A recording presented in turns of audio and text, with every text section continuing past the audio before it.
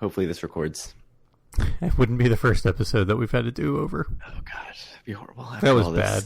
That was like episode 25-ish. That was really terrible. I remember that. Yes, we've been attempting this episode for 2 hours also. Nice.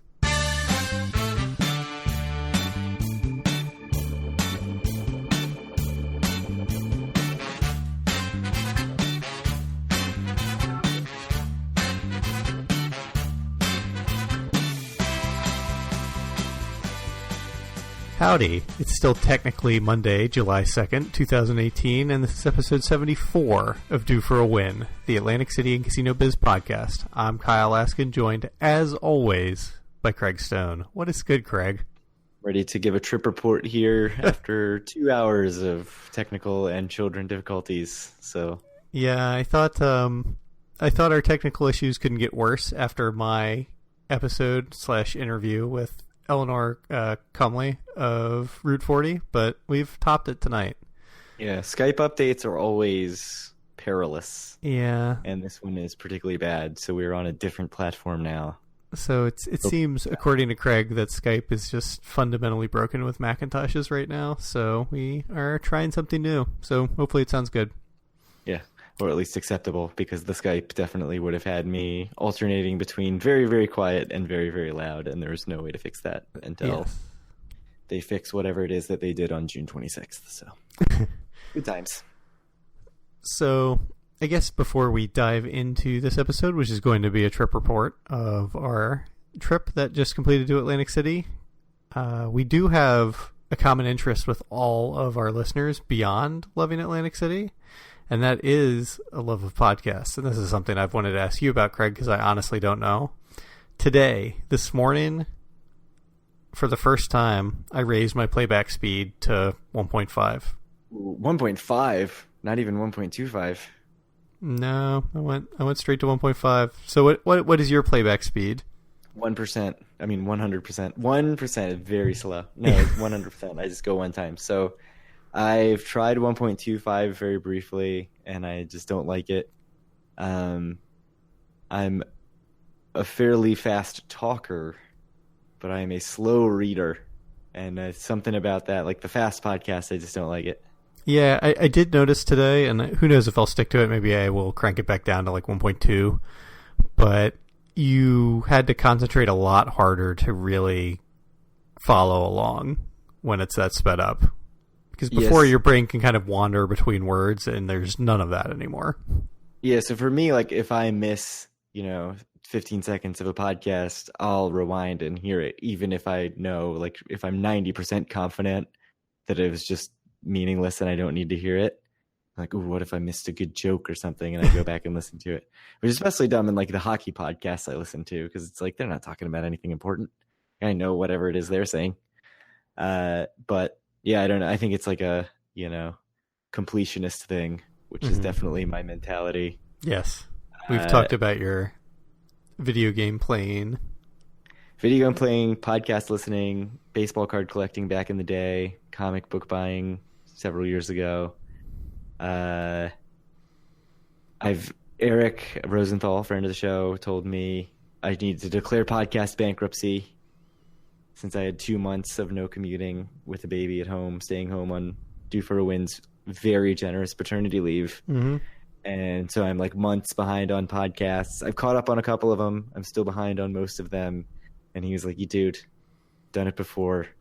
Podcast bankruptcy, clear everything out, pick the podcast that you can actually afford in your commuting time. And I haven't done it yet. I'm still like, I'm going to catch up. And then I went on vacation for 10 days. I'm even further behind. So I can't do it. I have noticed also just today only that it is a big difference with podcasts where people naturally talk very quickly. 1.5 is a lot, but with podcasts where people are a bit more of a slow talker, which is something I can understand as someone who talks fairly slowly, it's actually pretty nice. So it might end up being a podcast by podcast thing. I might end up cranking it down a little bit, but my podcatcher, I guess, also has silent skipping, and I did not like that one bit. I thought it was terrible, so I turned that immediately off. Like, it automatically senses silence and skips it? Correct. So it is always someone talking 100% of the time. No, I found couldn't it do quite that. jarring, and I felt like it took a lot of the natural flow out of what I was listening to. It might be something that if I also hadn't sped it up for the first time when I turned it on, it might have been more bearable, but I did not like it, so I turned it back off. But I'm just curious, listeners, if you want to comment on it once we post this episode or shoot us messages on Twitter. I'd like to know what you do, what your preference is for listening to podcasts and how you consume them. Yeah, I mean, adding 1.5, that's 50% more time. Oh, yeah. I mean, that's kind of the issue is I have more podcasts than time, and I would actually like to add a few more podcasts. So Yeah, I mean, something had to give. Either I had to cut something or had to speed up the listening.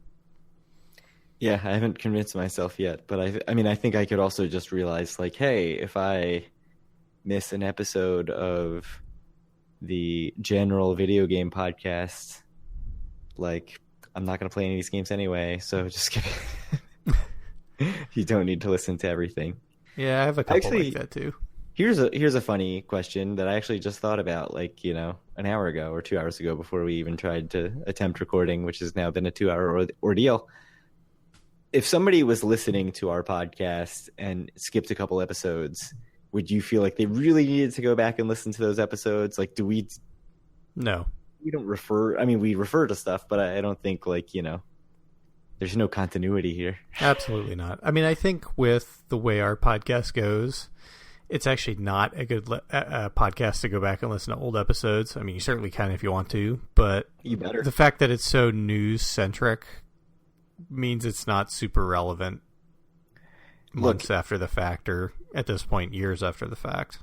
If you don't want to go back and listen to episodes speculating about an impending New Jersey state takeover of the Atlantic City government, I just don't know what to tell you. I mean, if you do, I think that our record has been pretty good on things we predicted and what's ended up happening, and there's still some other things that we've been predicting that I still think are going to happen. I mean, I'm happy with how our predictions have turned out for the most part, but it's not super interesting to go back, and I wouldn't recommend just listening to, like, episode 15 or something. I specifically recommend episode 15. No idea what episode 15 is. So should we talk about Hard Rock, Ocean, our trip report, or bet? Is that what our Very important podcast bet. is about? It is, sometimes. I mean, Sure, I can still we talk can- about the Capitals if you want to go there. Yeah. Yeah. The Atlantic City and Washington Capitals podcast, and children screaming, and technical issues. Right. We're working on settling our between podcast bet with Julian of Vegas Confessions. Yeah, Where I think- it's still a bit up in the air. So, I think Eric's going to be the go-between on that. yeah. Have you listened to the latest Vegas Confessions? If not, Yeah. unfortunately, with you on it, no less. That's right. I was on Vegas Confessions. Thank you very much to those guys for having me. But it was mentioned during that Eric would be happy to be the go-between because Julian is unfortunately going to be in Atlantic City the week before we go back to Atlantic City. So if Julian just buys Eric Serial Town and then Eric buys you Serial Town, everyone is good. Right. So that would need Serial Town to be open 4 weeks from now. Right. I'm not 100% sure that will happen, but we'll see. So- How much really needs to be done to get Serial Town open? Speaking of bets and Ocean, I guess we can kind of dive into our trip report, and this is kind of the most relevant news of the day, which is the fact that both Ocean/Revel and Hard Rock are open now. So unfortunately, that will remove the show note that has been in every single show since the podcast has started. No, I think I've forgotten the last couple episodes. Right. So it's been in most of them. It should have been in Yeah, every single one. Like 70 out of 73 episodes, there has been the Revel is closed. Revel and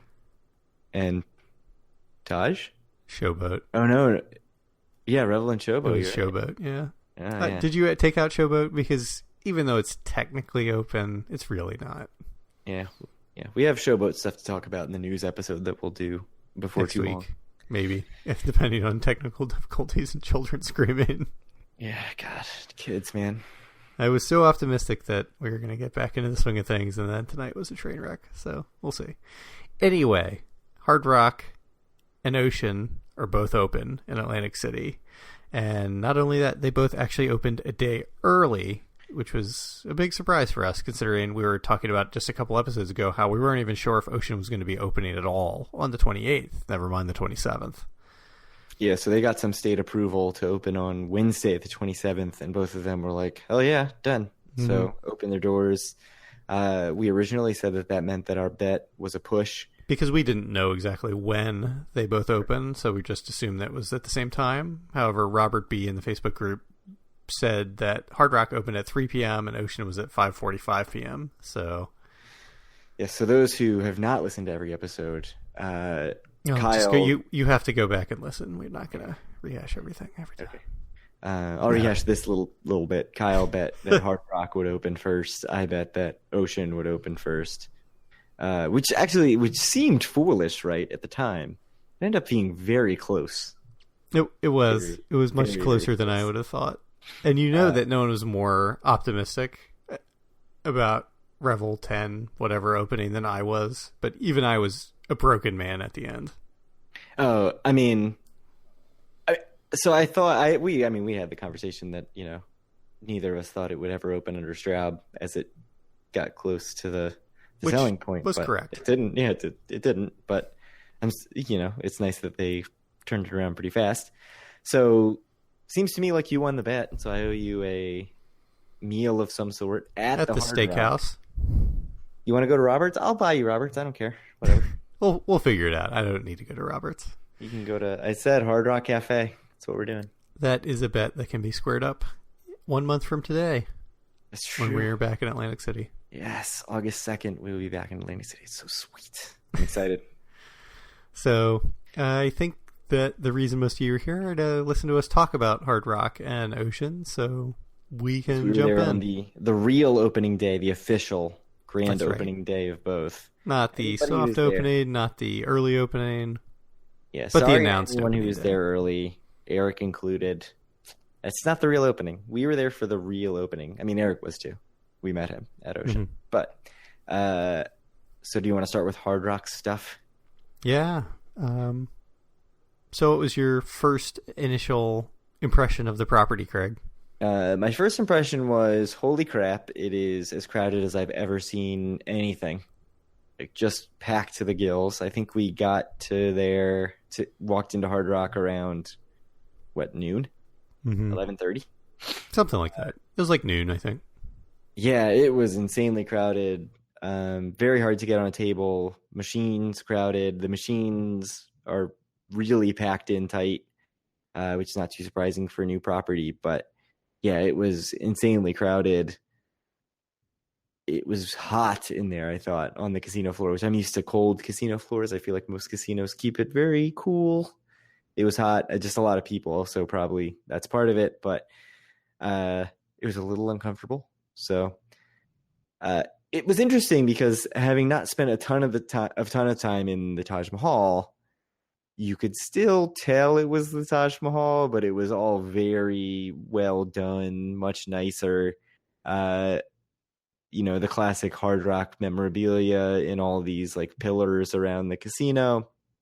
I actually thought it could have been a little more Hard Rocked out, but we've discussed my love for the Hard Rock brand. But I was a little disappointed that it felt sort of like Taj, but with some outfits here and there from concerts and music videos and stuff. I don't know. What did you think about the decor of the Hard Rock and sort of the vibe that they had going there? I think it was a very nice property. I think that your first impressions were oddly specific, and I do think I thought it was very well done. It doesn't really look like the Taj to me. I mean, you can see parts of the Taj kind of shining through, but I thought they did a really good job with it. Like Craig said, once you get beyond the actual space in terms of the experience, the main thing was it was insanity in there. It was just crazy. The number of people, you couldn't really do anything. It was almost impossible to get on a table. Even slot machines were tough to get on. The line to get a player's card, well, both at Hard Rock and at Ocean, but especially Hard Rock. I heard it was 4 hours long. Having seen the line, I believe it 100%. Yeah, I posted a picture on Twitter. I mean, we went up to look for White House subs. The line wasn't insane at White House, but we decided to bail and go someplace else. Anyway, we saw the front of the line, and we just saw the line snaking back past what was the old Spice Road or whatever it was at Taj, which is where the White House subs was and still is. And we just walked back for maybe 3 minutes and couldn't even see the end of the line. Like, we just never found the end of the line. And I tried to take a picture of it. Didn't do it justice at all. I mean, it's insane how long that line was. I mean, I guess when you're giving away big tier match free play bonuses, people want to take advantage and get their card because they are giving away, I think, like $150. Yeah, for high level players at other casinos, Diamond at Total Rewards. And also multiple nights. Once you get the card, you can get 2 free nights, which we've talked about. So, yeah, I mean, it was crazy packed. And we didn't stay for too long. I mean, you boogied out of there real quick. Yeah, I basically had a mental break. And I was like, I need to get out of this place. You and Andy stuck around for quite a while, actually. Yeah, we played some video poker. We found, I think it was 8-5 video poker, which is not terrible. It's not great. Quarter video poker. There's very little video poker in the property as a whole, which somebody else in our Facebook group mentioned when they went to the preview early opening thing, I think. But yeah, I mean, I thought it was, I really feel like I need to go back when it's not so crowded. I mean, there was things that I thought were really cool. The sort of giant guitar as you go down the escalator, and sort of the concert footage and stuff that they have all around on this 360-degree video board.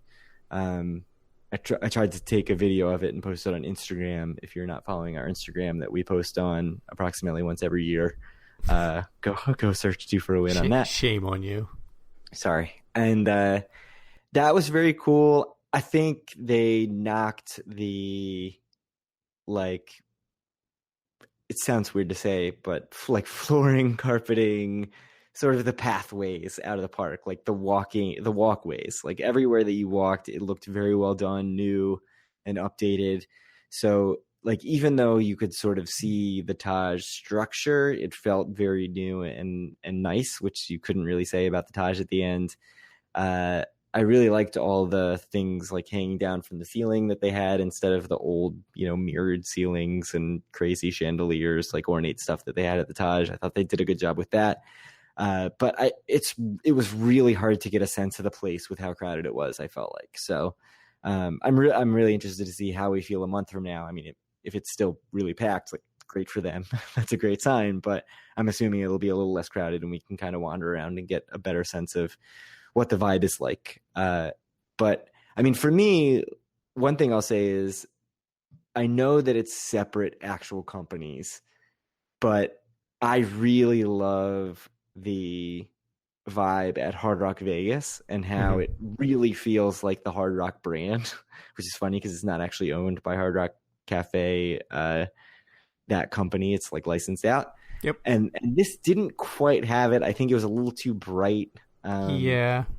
And so there's just something, and it might just be that the Hard Rock in Vegas is very small and it makes it much easier to do that. Right. Whereas the Taj is gigantic and it makes it much harder to sort of have that intimate feel of a sort of a venue that Hard Rock Vegas has.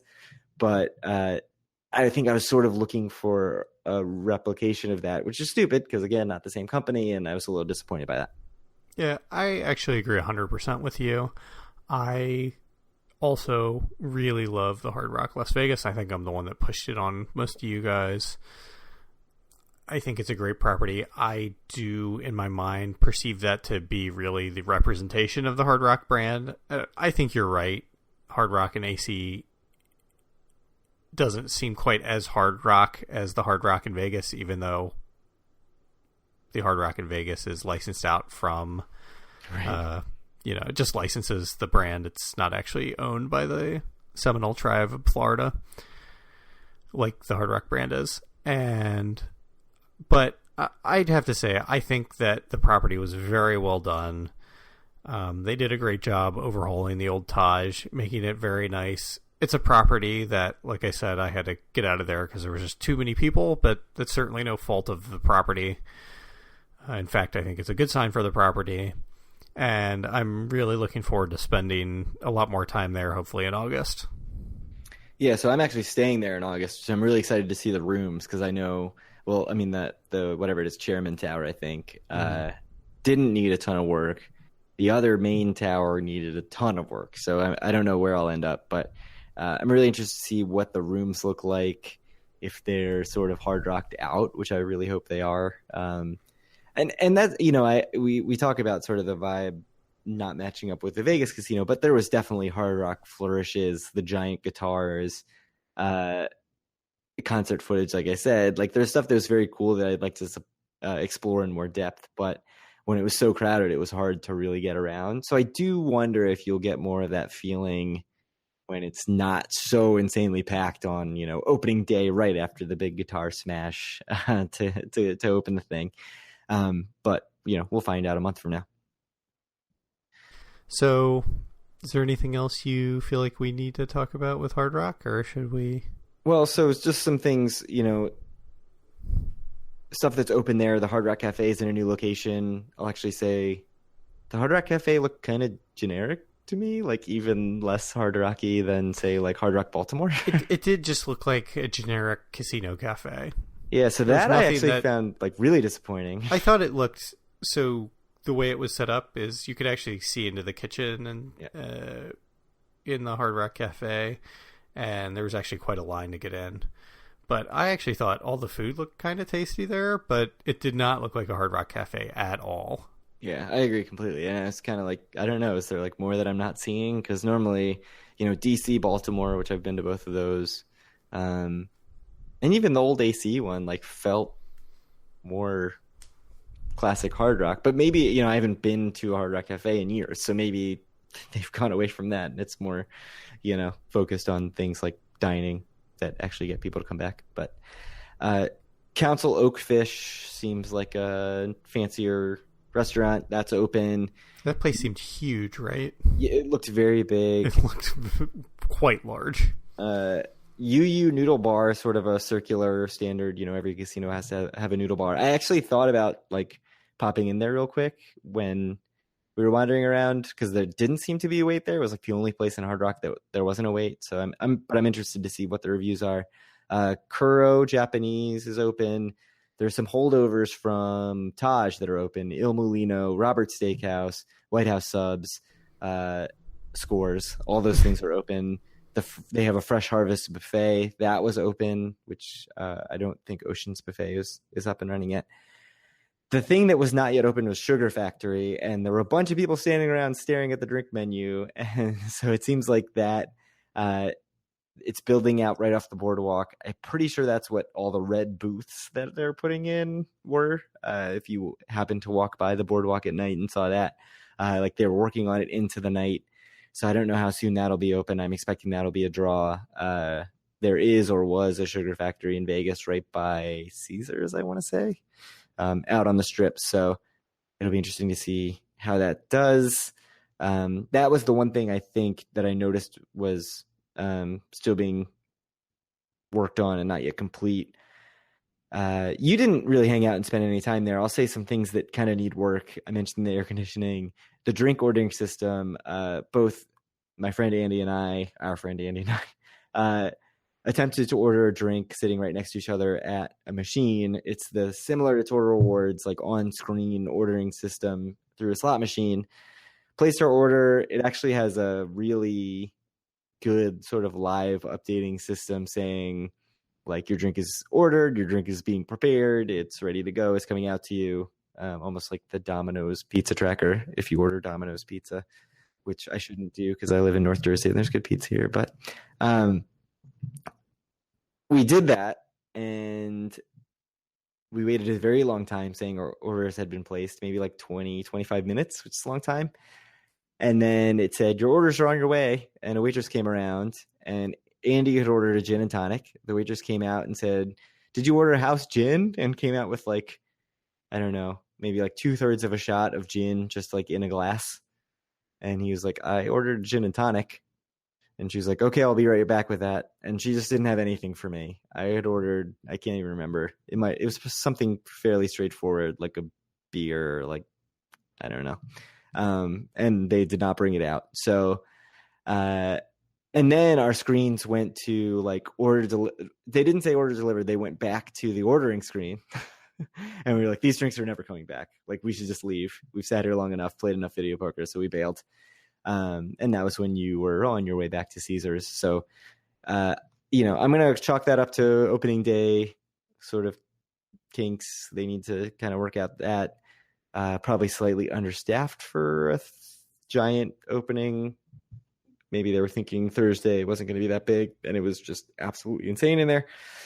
But that was one thing I noticed, just get more staff everywhere. And then the other thing that I was disappointed about, that probably no one else in the world was disappointed about, was I went to the gift shop, and I would say 90% of the Hard Rock merchandise was Hard Rock Cafe stuff, just like straight out of the rock shop in the old Hard Rock Cafe, and not Hard Rock Hotel and Casino Atlantic City stuff, which is what I wanted to buy. So I didn't get anything. They had a couple like very plain t-shirts with Hard Rock Hotel and Casino, and everything else was like Hard Rock Cafe, Atlantic City. But I'm sure you're very disappointed that you couldn't buy your Hard Rock Hotel in Atlantic City, like Ed Hardy inspired stuff. That's what you wanted. That's exactly what I want. I knew it. 10 years ago, that is what I wanted, but I actually really did want a Hard Rock like Hotel and Casino AC hat or shirt or something, but I'm sure I'll have a chance in a month. I'm sure. Right. I'm sure that's all on order and ready to go soon. I think it's important to say that you did have a long list of complaints about Hard Rock, but I think for both of these properties, there were very similar problems that I hope are specific to it being opening day, that I imagine are going to be completely squared away by the time we're back in August. So I personally wouldn't put a big emphasis on the problems that we had at either property, because I probably have a longer list of issues at Ocean. I don't really have any issues with Hard Rock because I was there for a half hour or something. So I was just going to say I have a very similar list at Ocean and both properties. I fully expect them to fix them. I have 100% faith in Hard Rock to fix all this stuff. So I'm really excited to go back in a month. Like, it was very cool to be there for the opening. I'm really excited to go back when, they've had a month to get some stuff sorted out. All right. So we've talked a lot about this property that was it was at least significantly transformed from the old Trump Taj into this new iteration with the Hard Rock. And then we also have a property which, as far as I could tell, was not transformed in the least bit and was reopened as the Ocean. It's the Revel, but just with a new name, as far as I could tell. So, what do you think of that take? Is that so bad, though? No, I don't think it's bad at all. You know that I loved the Revel, and I was just delighted to be back in that property. But it must be said, and I said this a couple episodes ago, that the Revel was a total failure. So, it's a little concerning that it's basically in the same iteration as it was when it had no revenue and closed. So here's what I'll say about that. I had two main complaints about Revel as a property, which I loved Revel. It seemed worse in my mind. Like, I knew objectively it's an amazing property, even when it was a Revel, and I loved it. And it was.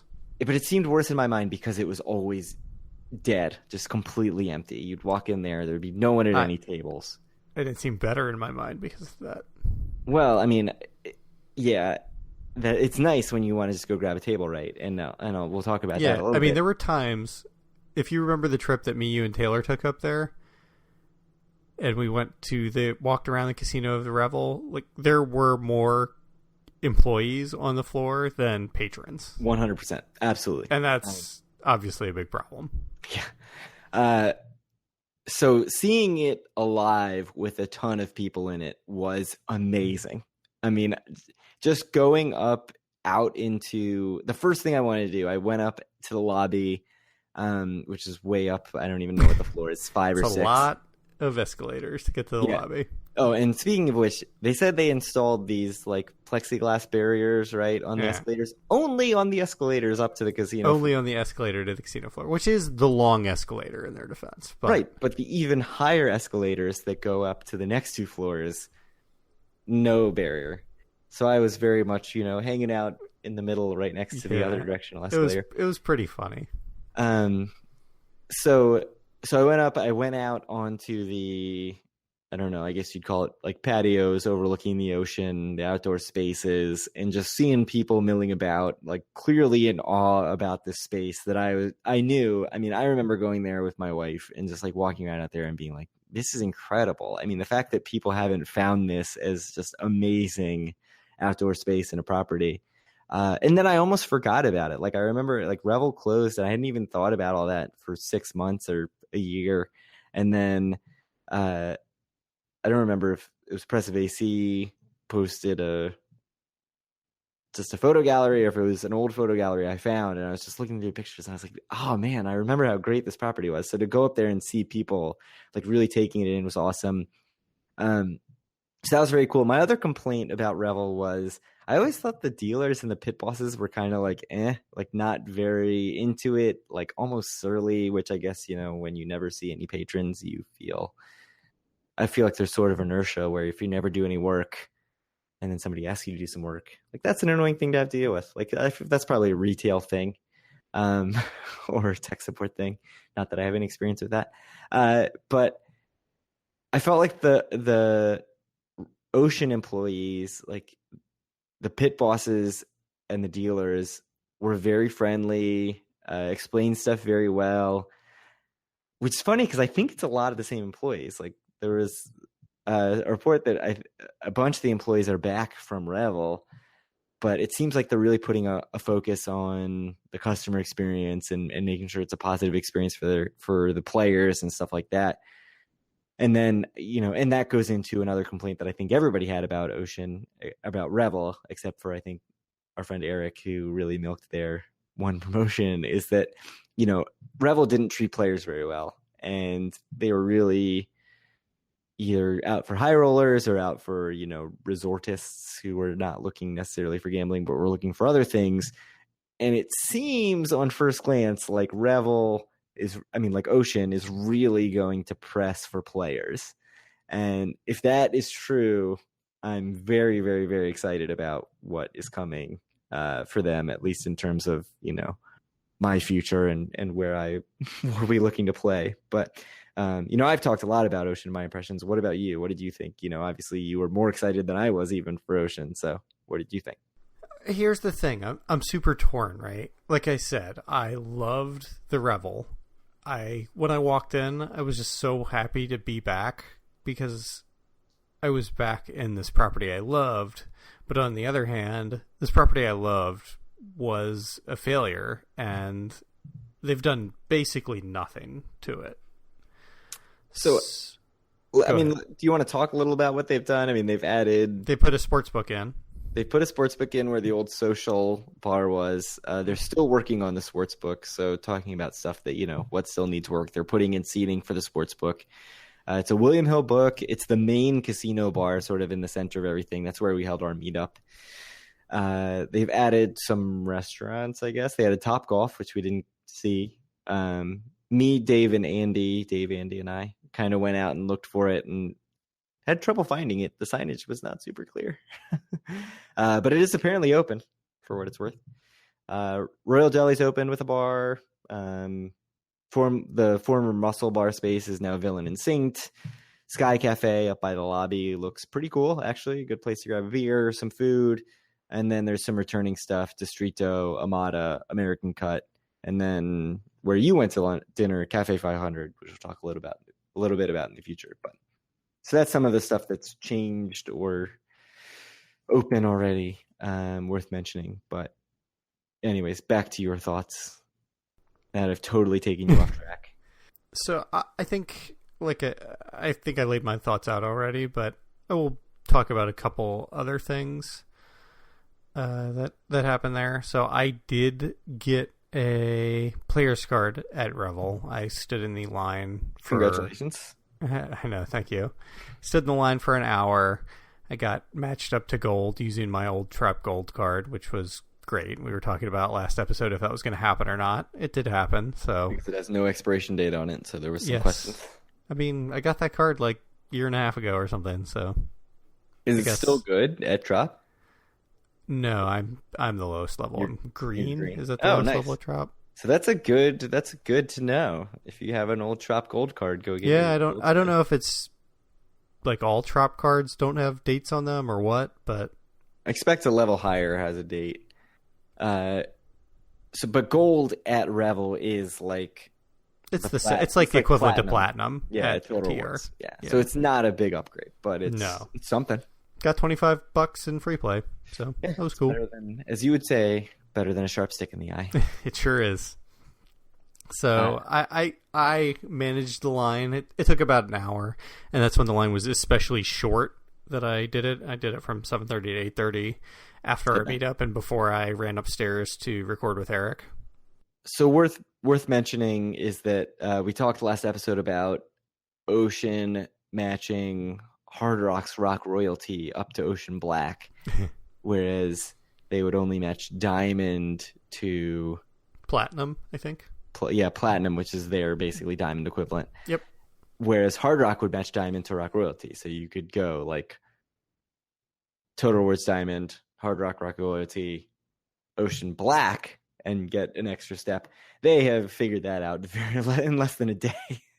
They figured that out, and you can no longer get Ocean Black with Hard Rock Royalty. So they've updated their tier match on the website where Hard Rock is no longer included at all. Apparently people who have gone in person have been able to get gold which is what I have. Right, with either of Hard Rock's top 2 tiers. But if you're Diamond, you can get Platinum at Ocean. So they've kind of, squashed that real quick, which is not too surprising. If they just had a ton of people rolling in with Hard Rock Royalty and realized like, whoa, this is way more Black members than we thought we'd be having, including the free play and whatever else they were giving away. So that is no longer the case. So if you missed out like I did, you will not be an Ocean Black member. But you should have spent your whole trip in line, and then you could have been Ocean Black. I'm totally happy I did not. I'm fine. I'll be Ocean Platinum. I'll deal with that. What else? What did William Hill Sportsbook we talked about needs some updates. Yeah, they're still working on it. It is also a video poker bar. Mm-hmm. 9.5 $1 jacks or better. It's not bad. No, it's not bad. That's what I was playing. That's what I was playing to Trop in the high limit room. So yeah, not as bad as B bar not as good as B bar at Borgata, where you can get 9.6 25-cent jacks or better and get your drinks comped. But 9.5 for $1 in a sports book in the middle of Ocean. I'll take it. You didn't make any sports bets, right? Nope. How did they go for you? I made some dumb ones. I made the night of Nats or Phillies to score in the first inning. That was a loser. I think I put $10 on that. I bet on the Nationals to win the World Series, which, I don't actually really want that to happen. And they've been playing really bad lately, so it doesn't look like it's going to happen, but it was an easy bet. And I went up and I said, Sweden to win the World Cup. And the guy was like, give me a number. And I looked at the board and I was like, 1587 or whatever the number was. And he printed out the ticket and I was like, sweet, great, awesome. Took it home. 2 days later, took the tickets out of my wallet and looked at him and it was like Switzerland to win the World Cup. It probably wasn't Switzerland because they're not in the... Switzerland is 100% in the World Cup. Are they? Yeah, man. They're more favored than Sweden is. Yeah. So we'll see how that goes. I'll take $400 if Switzerland wins. It's not going to happen. So that was my sports bets. I'm very excited, actually, having put some money on sports about the app thing. Like app betting while I sit here in New Jersey to just be like, I think there's going to be a run in the next inning of this Orioles game. Let me put $1 on it. So, Revel, just a couple more things. I sat down, I played some blackjack. Much like Hard Rock, there was kind of some weirdness with getting drinks.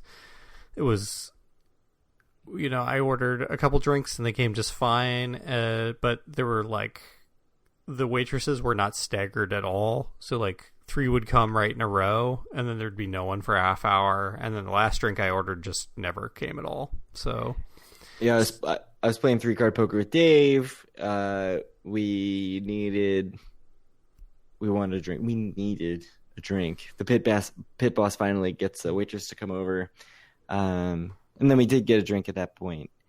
It was a fairly weak pour, I would say. Going to the William Hill book and buying a drink, you get a significantly stronger drink. Dave said his whiskey sour tasted like 100% sour mix. When she brought whatever my bourbon was, I think it was just Jim Beam on the rocks. It was like the saddest pour ever. So I don't know. At some point, it's weak. It's worth it to just go buy your booze. I think I've said that a bunch of times on the podcast. Yeah. But again, something to get worked out. Yeah, so that was a small issue. I think that for me, at least, I don't know if you noticed this or thought the same thing as me, but Ocean kind of had the opposite problems in terms of temperature. I thought it was freezing in the casino. I didn't notice that. I like it cold in the casino, so I didn't notice. I thought it was very cold, which is better than the sauna that Hard Rock was, at least in parts of it. Parts of the casino in Hard Rock were perfectly fine, but definitely around the video poker area, it was very, very hot. So hot. My machine that I played on at Hard Rock video poker was also the loudest machine in the world. And so anytime I hit anything bigger than 2 pair, where it makes the sound up, whatever the sound is, so everybody turned, all the old people turned around and looked at me and gave me salty looks because it was so loud. And it's I can't turn it down, people. And I'm not leaving the machine because I keep hitting 4 of a kinds. So you're going to deal with it. Anyways. I think kind of more importantly in terms of issues is Eric and I actually went to dinner. This was at about 10:30. It's late. That's a late dinner, man. Yeah, first we went to try to go to District O Cantina and get some tacos, but it was closed because it was 10:30 on opening night, so no one would want tacos, I guess. It's ridiculous. It was crowded. It was so crowded when we walked by at 9-ish, I think. It was crowded. So, but anyway, they closed that down quite early, so we went to Cafe 500 instead. I think the first warning that there were going to be problems was when there was not a ton of people in the restaurant, but they still said it'd be a half-hour wait. But we went to the bar instead and just ordered some food there. And me and Eric were kind of joking about how long it was going to take. I said it was going to take 45 minutes, and Eric was like, I didn't think that was going to be the case, but now that we've seen the kitchen in action a little bit, he's like, it probably will. And it was a bit over 45 minutes to get our food, which was a burger and a sandwich. And where we were sitting, we could see kind of everything. We could see the interactions with the waitresses and the bartenders getting their drinks, or the bartenders trying to get their food from the kitchen for the people at the bar. And it was a huge mess. It was just a big disaster. And I think like our complaints with Hard Rock, I think it's just one of those things that hopefully if you go to month it will not be like that anymore. But it wasn't a great experience on opening night. And I know that Ed and Eric went to American Cut on Tuesday during the soft opening, and they had a similar experience there as well. So I think there's still lots of kinks to be worked out. Yeah. Some notes. Cereal Town not open yet. Disappointing. Buffet, I think, not open yet. There's a sort of outdoor lobby bar area. Well, there's bars in the lobby that are not open, and then there's a fire pit area that was still under construction. The sports book was still getting worked on, like I said. Some of the fast casual dining is still being worked on. We mentioned difficulty getting player's card. What about limits? You walked around to the tables, I think, more at Hard Rock than I did. Mm-hmm. What did the limits look like at Hard Rock versus Ocean? I think they were about the same. I think at both there's maybe like one or two $10 or $15 blackjack, but for the most part, they were on the upper end of what you would expect at Atlantic City. Like maybe $15 blackjack is the norm, and the open tables were $25, which is what Eric and I sat down and played for a while. Three-card poker was $10, which you guys were playing, right? I think they were both about the same. It was what you would expect at another casino on like a Saturday night, I think, on the Thursday at both of those. Sure. Yeah, I mean, that's not too surprising. I actually thought the limits were pretty reasonable at Ocean, given opening night and how crowded it was. I mean, $10 3-card, like, that's fine. Is it? I did see some $10 blackjack at Ocean, but it was packed. Like, right. I think there were a couple of $10 It was the same way at Hard Rock. But, I mean, like, we went to Caesars later in the night, because I was staying at Caesars, and it was completely dead. And the lowest limit blackjack was $15. It's like, what? This makes no sense. Right. But whatever. I mean, and I think that's something we're going to have to circle back around to in a bit after we finish talking about the Hard Rock and the Ocean, but a lot of thoughts there. Yeah, so I'm interested to see what the limits are like at Ocean. I expect Hard Rock's going to skew slightly higher just because it's going to be more popular. I agree. But, you know, I get the sense, and just correct me if I'm totally wrong on this, that Ocean is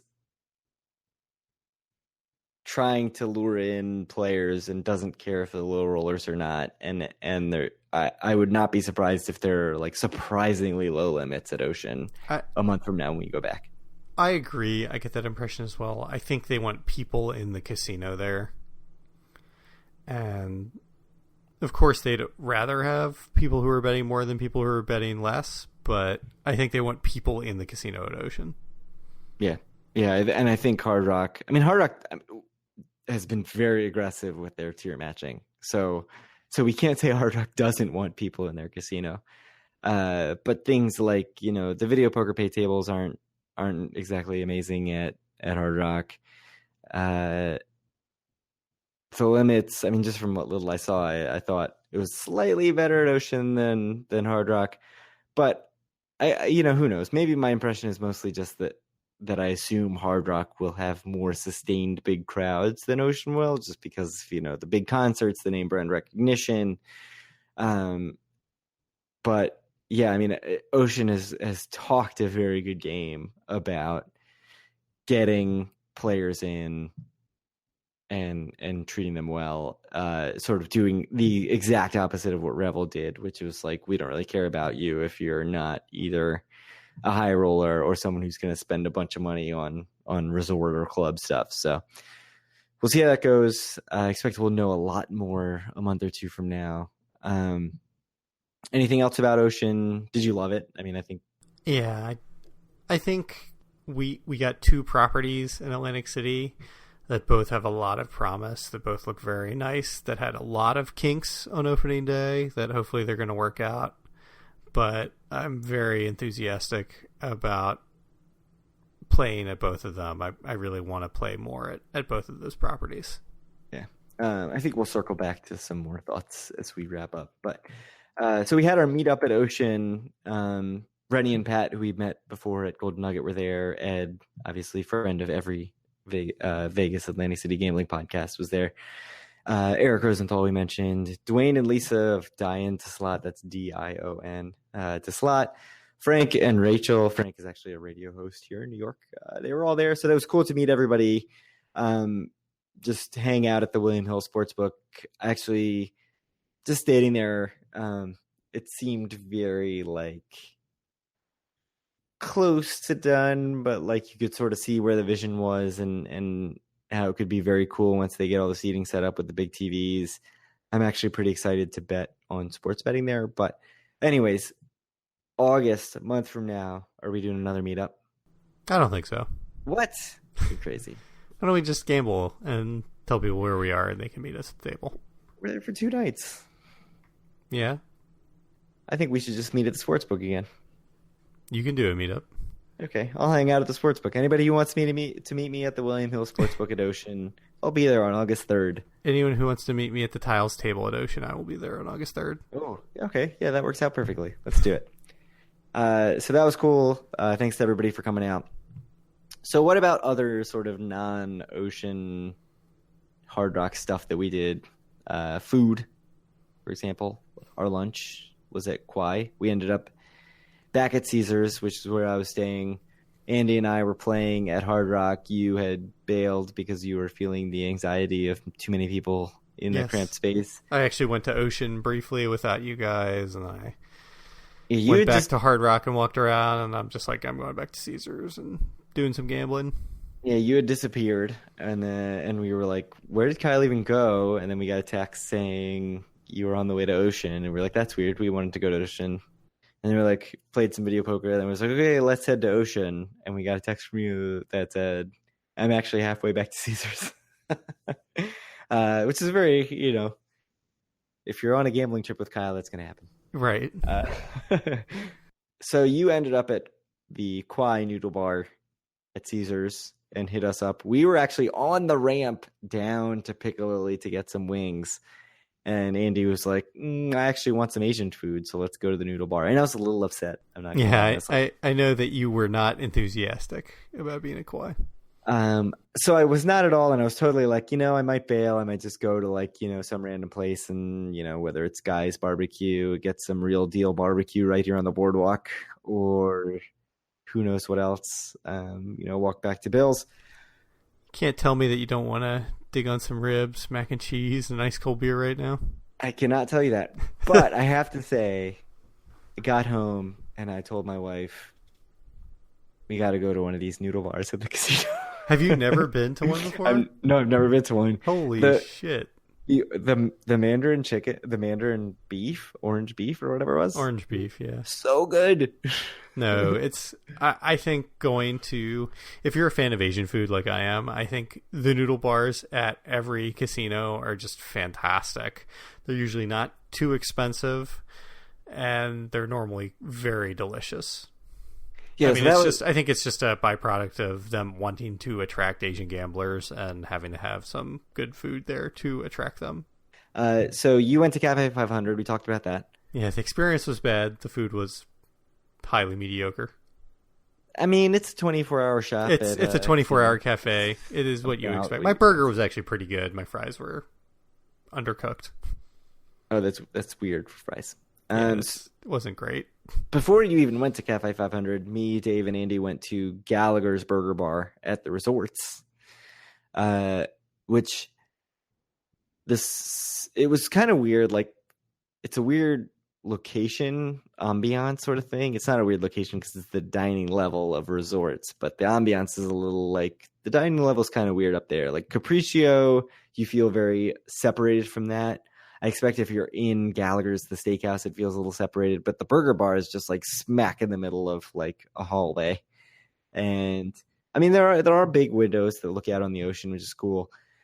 The service was a little slow, like they were just understaffed again, which is kind of the theme. I do expect a lot of people were kind of wandering over from Hard Rock or Ocean. But the burger I thought was excellent, like very good burger, good fries, good drink. Dave and I both got some kind of like alcoholic lemonade that was pretty good. And the burger, was very hot. Like you bit into it and just like dripped burning hot lava juice on your hand, which is kind of weird, but like it was delicious. Like tasted very good. I would totally go back. That doesn't sound good at all. You don't want the juice to be hot. It should be like lukewarm. Right. I mean, yeah, they were definitely. So I like my burgers cooked pretty well done. It's terrible. But I loved it. But I actually think that I liked my burger at Cafe 500 because it was not cooked long enough, and that's really what I like. But I thought it was pretty good. For me, burgers are something I order them medium because I feel like I have to if I'm going to be a responsible adult. But like I actually want the medium rare.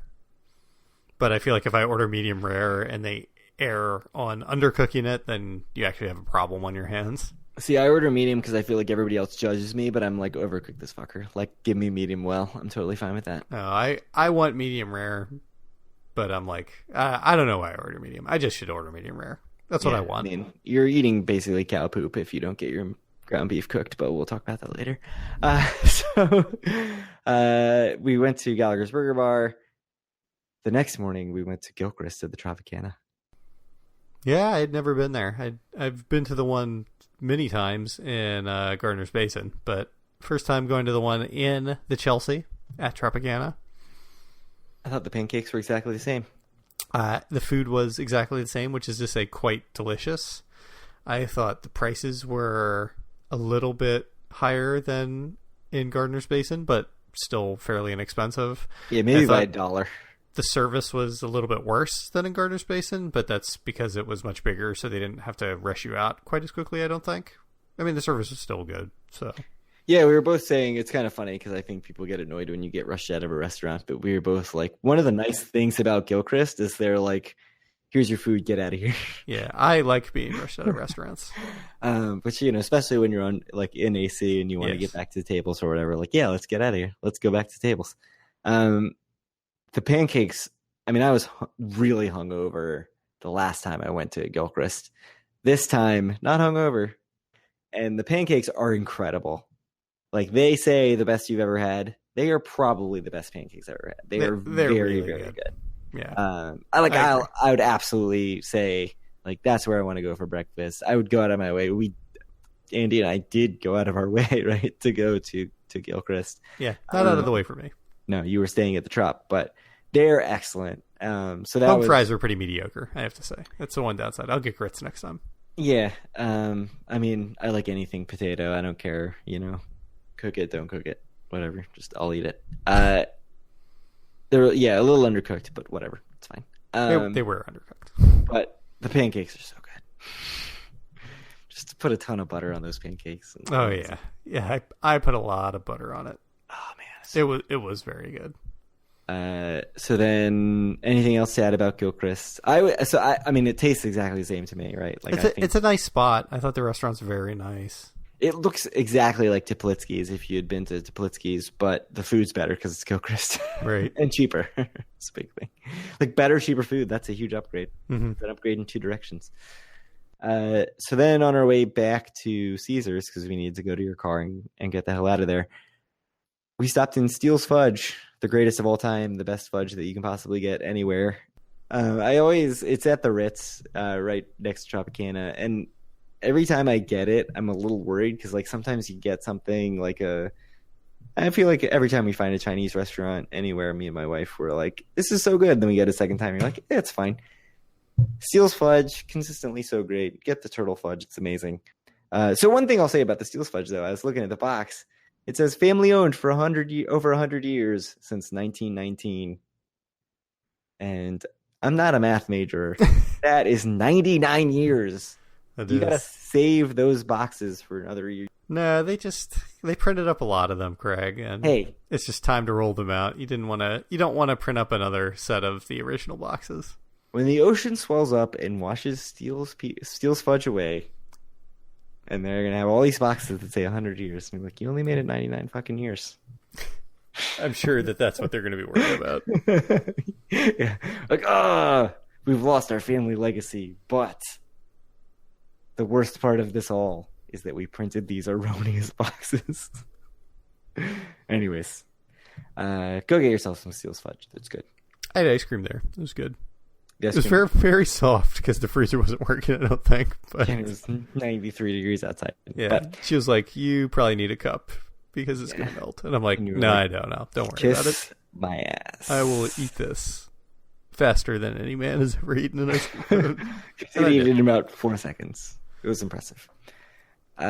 Rooms. I mean, I was in Centurion Tower. We've talked to that at Caesars. We talked about that many, many times. It was a Centurion Tower room.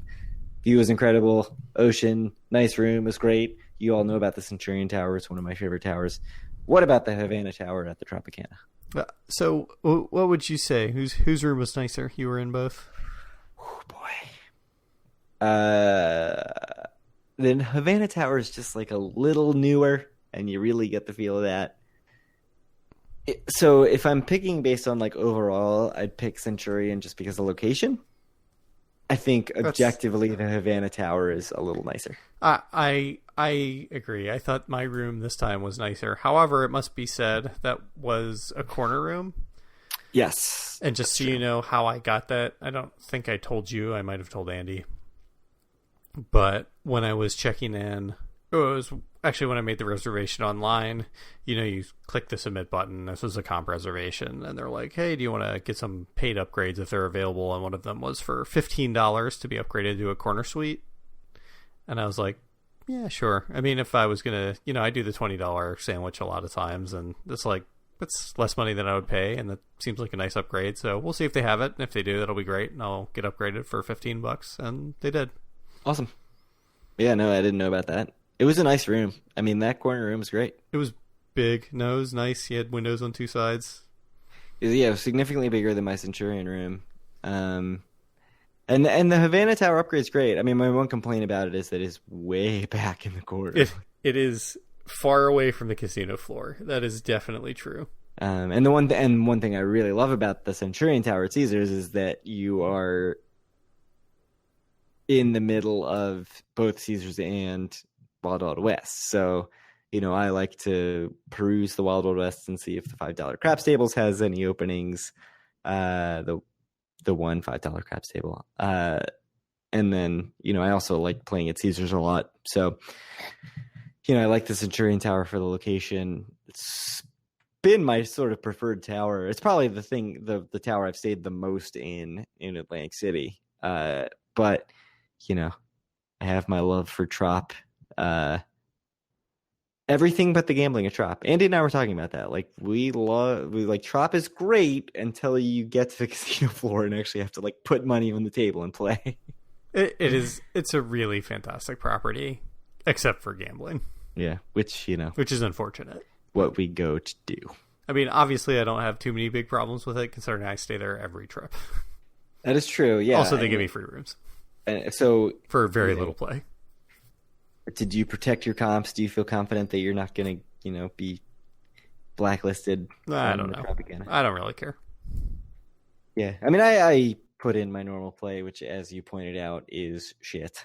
It's basically nothing. I mean, I posted in the Facebook group what I did this weekend in terms of play, and it was about 80% quarter video poker, 10% $15 blackjack, 5% penny slots, which is my most lucrative gambling that I did, and 5% $10 three-code poker, which is too rich for my blood. $10 three-code poker. So any three-card poker is too rich for my blood, even if it was 25%. Five, it's a terrible game. $5 is great. $5 three-card poker is fine. No three-card poker is great.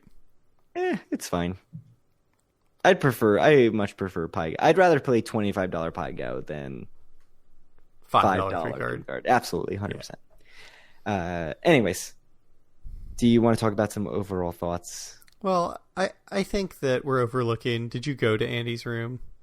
I did not see Andy's room. We need to talk about that. What did the ocean room look like? It looked like a revel room. I think the nicest room that the three of us had was Andy's room. I think the ocean rooms are just beautiful. Yeah, the revel rooms are incredible. Yeah.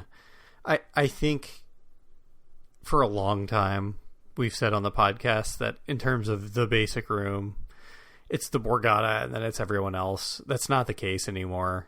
I mean, we'll be able to look at the generic Hard Rock room our next trip, but the generic ocean room is really beautiful. I think it's nicer than a generic Borgata room. Yeah, I think it is the best room that we had, and you were in the highest level. You were in a Centurion room, which is the nicest non-suite room that Caesars has. I was in Havana Tower, which is the nicest non-suite room that Trop has, and I think the basic ocean room just blows them both out of the water. If Ocean's gonna give those rooms out to even like reasonably low to mid rollers, like that's gonna be a very, very good deal. And there's the Hyatt match. I think Andy's room ended up being like $75 plus points. Yeah, 75 plus 6,000, which is a good price. Plus the resort fee, so it was like 100. It was like 105 total, I think, plus 6,000 Hyatt points, which is still a good deal for opening night, right? Especially, I mean, Yeah, you can get that for weekend summers too, which is like $300 or $400 to stay on the boardwalk usually. Yeah. In much worse rooms. Yeah. Just to get an incredible room for basically. Yeah, it's something, again, if you have any Hyatt points or Chase Ultimate Rewards points, I think that's a good way to spend them. So optimism levels, we saw very, very packed casinos. One thing that I was very interested to look into was, does being packed at a grand opening really mean a whole lot? Because like we talked about Revel, like we wouldn't have even known if that Revel was open if we weren't obsessed with AC back in 2012. So I went back and I looked, and Revel did an 8-week soft launch in, I think, April and May of 2012.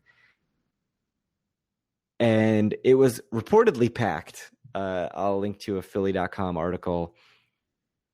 Despite that, they did $14 million of gambling revenue in their first full month after their grand opening, which was June 2012. They did $17 million in their first July. So what we'll be looking at once Ocean and Hard Rock open is their first full July, because they both opened very late in June. $17 million for Ocean. Do you think they'll crush that, or do you think they'll beat that? Yeah, I can't imagine they will beat that. I mean, the crowd was so big. I bet the crowd wasn't really bigger than it was for when the Revel opened. And I think when you compare it to the Hard Rock, I think the crowd was like 1/3 as big as the Hard Rock. Yeah, I'd say maybe half. I mean, Hard Rock was very packed. Revel, Ocean, the lines were insane. Not like Hard Rock. I don't know. Maybe a third. Maybe you're right. I think there were 1/3 as many people in Ocean as in Hard Rock. So do you not think that these opening crowds are such a great indicator for future success? Is it more like less crowd would have been horrible, but huge crowd doesn't mean a whole lot? I think it matters. I mean, I think it bodes incredibly well for Hard Rock, and I think that it's kind of meh for Ocean. I mean, I don't think it was a super great crowd for Ocean. I don't know. I thought it was very good. I disagree. I thought it was very good. I was walking around and I heard a guy say, this is just a random guy that I was walking by, that he's like, I haven't seen this property like this since the Revel's grand opening. No, that's bad. Yeah. I'm more optimistic for Ocean. I mean, not than Hard Rock. I think Hard Rock's just going to do gangbusters. But all right, give me numbers for the two properties in July, Craig. Oh God, I think Hard Rock's going to just rake. I have to say that we talked about this last episode, and I said that I think that Hard Rock could do $50 million, and I think they're going to be second by a huge margin, and I wouldn't be surprised if they beat Borgata. I think at this point, just given what I saw, I think I would be surprised if there wasn't a month this year that they didn't beat Borgata. I think that Hard Rock will beat Borgata in July. Yeah. I could see them doing $50 or $60 million easy. It's just the excitement around that property seems insane. I think they're going to do insane numbers. Weekday numbers is going to be so hard to beat. And I don't know. I think they're going to do huge, huge gambling revenue in July and August of this year. Ocean, I don't know. I mean, I was skeptical, and I really felt like that opening crowd on a Thursday night was really good. I mean, I know to temper that, they opened early on Wednesday and were not very crowded. The crowd was very sparse. So it's not like people saw it was open and just rushed down there, other than Eric. So that is something to keep in mind. I mean, again, we'll get so much more information when we go in August and see it a month after opening. Is Hard Rock still packed? Kind of expect it will be. Is Ocean still very crowded? Expect it'll be a little less, but I'm thinking, I don't know, 25 or 30 for Revel in July, for Ocean in July. Mm-hmm. I want the under on that, I think. Oh, really? Under on 25 even? I maybe 22, 23. I think they'll beat that. I'm pretty optimistic. I think there was excitement about returning to that property that made me feel like if Ocean can retain players, if they can be like, look, we want you here if you're even a low roller, which is something that Revel like never did until their death throws, that they'll get a bunch of players there who are just like excited to be back in the property and like ready to give them money. But I like Hard Rock in the mid 50s for sure. Yeah, I think they're gonna just crush. I think, yeah. I think 60 could happen for them in July or August. It could. I don't disagree. I mean, I know that you thought I was crazy when I said 50 last episode, but I do not think that anymore. I mean, it was jammed. It was insane how crowded it was. I think Hard Rock is going to be just insanity. So what do you want? So a month from now, ignoring what we think the popular vote will be in terms of, voting with your gambling dollar, what do you want to try a month from now? Like, what are you excited about, either in terms of gambling or in terms of like checking out the property or restaurants? For me, it's just getting the time in at the tables at the two properties to see what they're really like. I mean, you don't really get a good sense of it on opening day, I don't think. Yeah, I mean, that was my feeling. Like, I thought it was very cool, but just to be there for this sort of spectacle. But yeah, I didn't leave feeling like I really had a good feel for either property so much. It was interesting because I was significantly more excited for Hard Rock than for Ocean, and I left feeling like the place I want to be is Ocean more than Hard Rock. Mm-hmm. And I don't know if that's just because I actually could get on a table at Ocean and did. And we spent more time there. We drank. I bet on sports. So I do feel like I need this sort of second look to get a better feel. But yeah. Right now, I'm definitely thinking like Ocean is where I want to be. Really? Yeah. I thought, I mean, even just as like Revel. Quit CET? There's something like vaguely exciting about just like no playing CET on my next reservation. Right? And just being like, yeah, I'll stay in your property, but 100% of my play is going to be at Hard Rock or Ocean, or Hard Rock, split my play between Hard Rock and Ocean. I mean, it wouldn't be the first time that's happened, right? That I just stiffed them? Nope, yeah. I stiffed Resorts more than I've stiffed Caesars. I don't think I've ever really just like no played Caesars on a stay. I've had some pretty paltry stays on anniversary trips, but yeah, I don't think I've ever like really stiffed them the way I stiffed Resorts when I was sick. Mm-hmm. But yeah, there is something like exciting about being like, you know what, I'm going to book 2 more stays at Caesars or Bally's and just use those to build up my play at whichever of the 2 new properties I like better and see where I get. Mm-hmm. But it's also scary, right? Because it's like so safe to get a room at CET, and especially if you believe, as I believe, that it's going to be like free room bonanza at CET properties. Yeah, I mean, although to be clear, you do not get free rooms at CET. In the summary, I had to use you as a companion. Right. I get free rooms at CET. Do you get weekday rooms anywhere? Do you get them at Trop? Right now I'm getting weekday rooms at Harris. Okay. But do you get them at like Trop or Resorts? No, I don't get anything at Trop Resorts because I've like small played them too much. Uh-huh. Pre-Eric discussions. Oh, I'm sure that's fallen off. I mean, we talked to Eric but I haven't 2.5 years ago, probably. But I haven't really played at Trop since then. Like, significantly. We talked about personal favorites. Do you feel like you have a new home in Atlantic City, or not sure yet? Nah, I don't know. I want to put a bunch more time in it at Revel Ocean and Hard Rock. Oh, great. I mean, that goes to show. I mean, let's be honest. That property is Revel. But it's so good. Like, Revel's so good. It was. Like, I'll say, like, I was very much all about, like, it can't just be Revel 2.0. Like, they can't just reopen as a Revel. There's no excitement around that. If they can parlay the opening night crush for new cards into, oh man, there are good offers to be had here, there are rooms to be had here, they're going to do well. Mm-hmm. Because right now, if I have a free room at Hard Rock, if Ocean was like, hey, you can get a free room the same night, I would switch my reservation because it's where I want to be more than Hard Rock right now. I mean, I'm tempted to book the Thursday night of our trip at Ocean, and you can just stay in the Garden Tower at Bally's for podcast research purposes.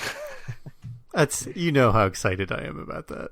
So you have nothing booked for that trip, right? I don't have anything booked. I can book. I just got my Trop mailer, and I'm good to go on Trop for. Nice.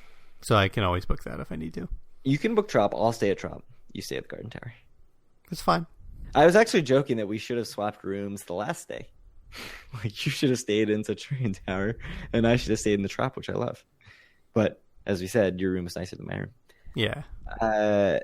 Anything else? Oh, well, we should talk about competition, I think. What does this mean for the future of Atlantic City, Kyle?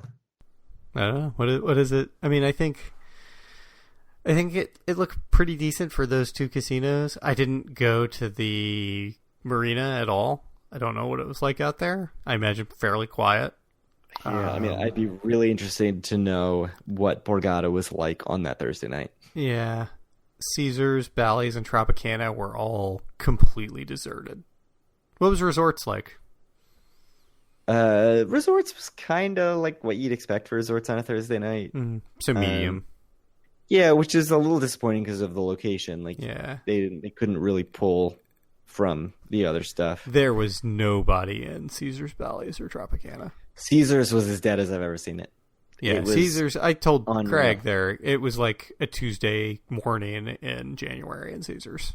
Yeah, I mean, I was there in January right after a snowstorm, and it was 10 times more crowded than it was on that Thursday. So, I mean, that's, and just walking down the boardwalk, sort of the crowd thinning out as you get closer and closer to Caesars, and then as you go past Caesars, just like dead. Right. Whereas it was packed up by Revel and Hard Rock. So yeah, it was very busy. And I think a lot of this had to do with the Steel Pier too, but it was very busy between Revel and Caesars walking down, and then it was deserted after Caesars. Steel Pier must feel like they hit the jackpot. I mean, they're going to be raking it in all summer. I called it Revel again. Ocean.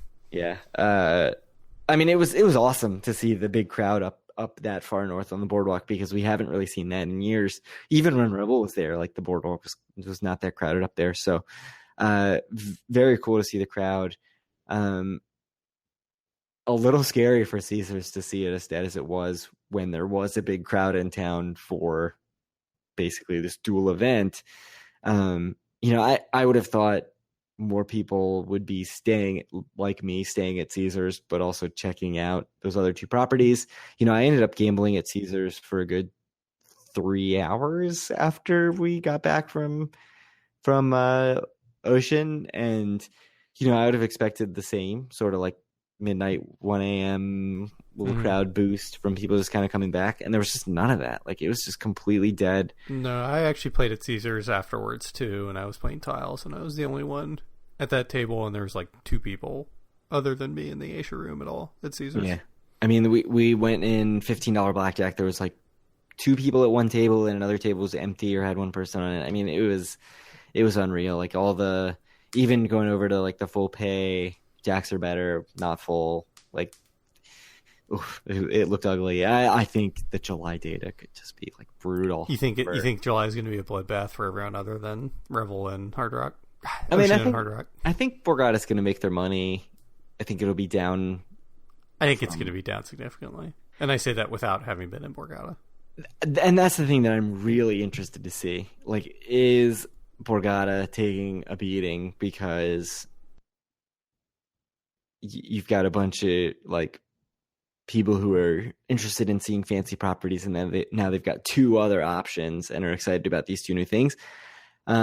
And it obviously it didn't happen when Revel opened, but I'm really interested to see. And we sort of talked about the hypothetical of like, could they draw from Borgata? Maybe not.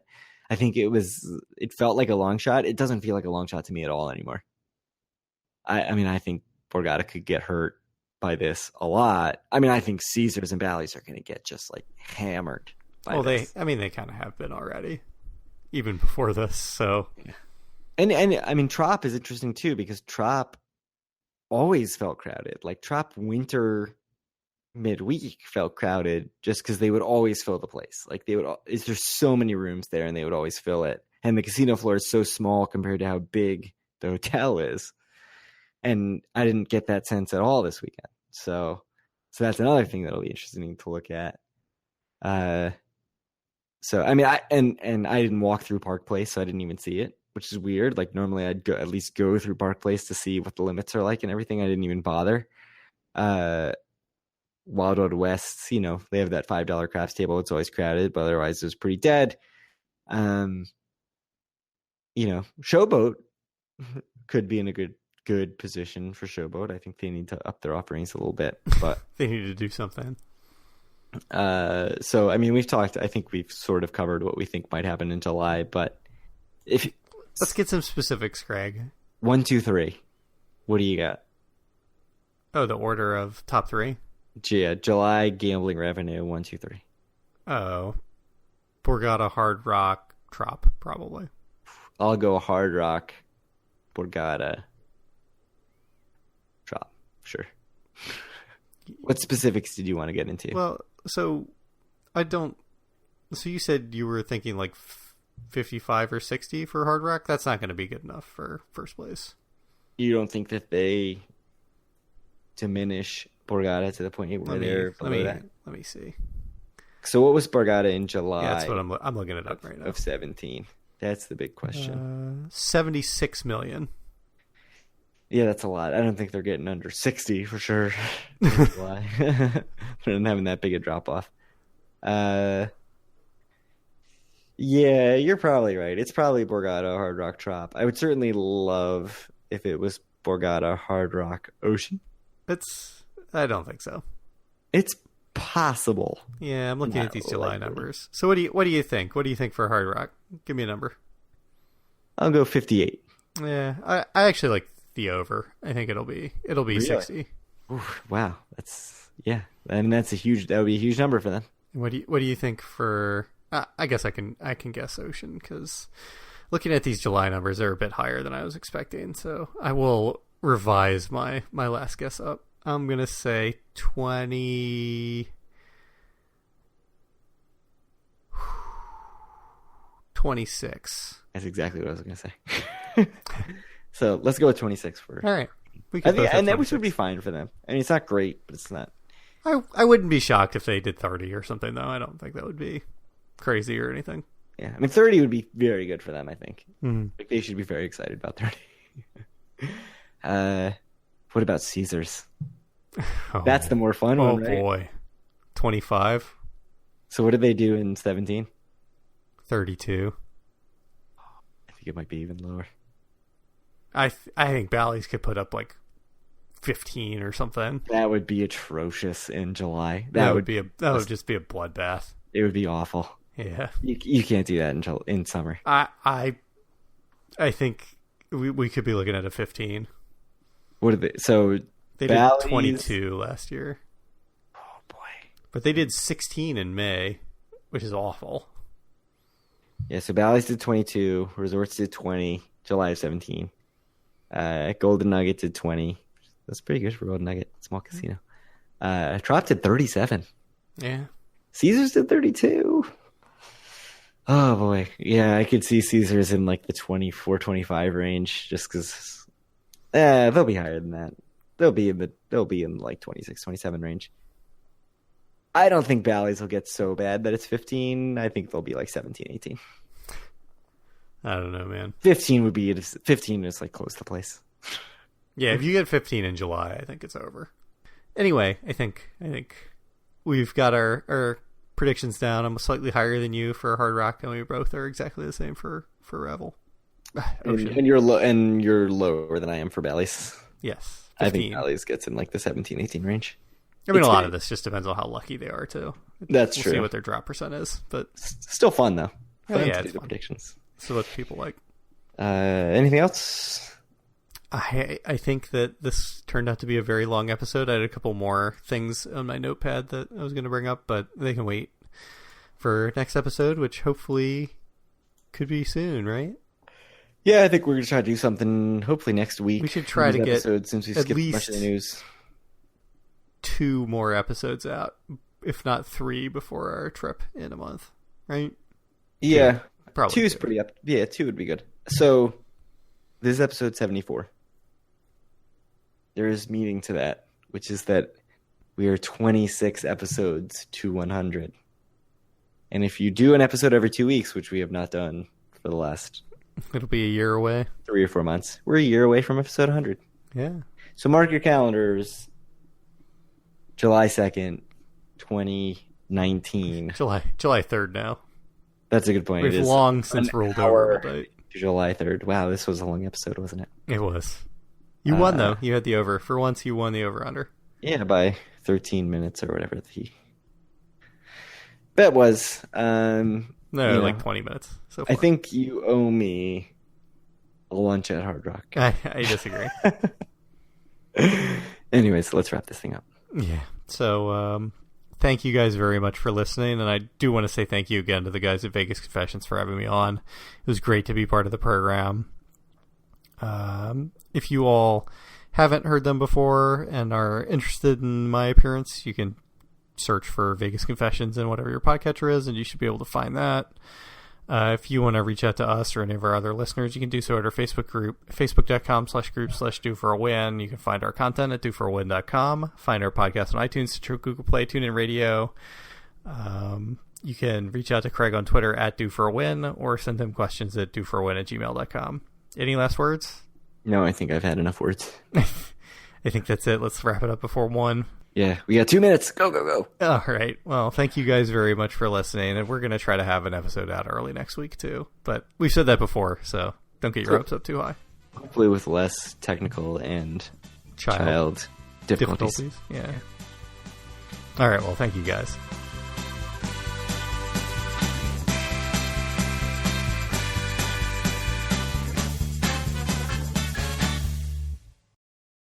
All right, let me check one more time, make sure this is working, and then we'll just plow ahead. At 11:22. Yes. The best. I want to be the very best. Don't talk.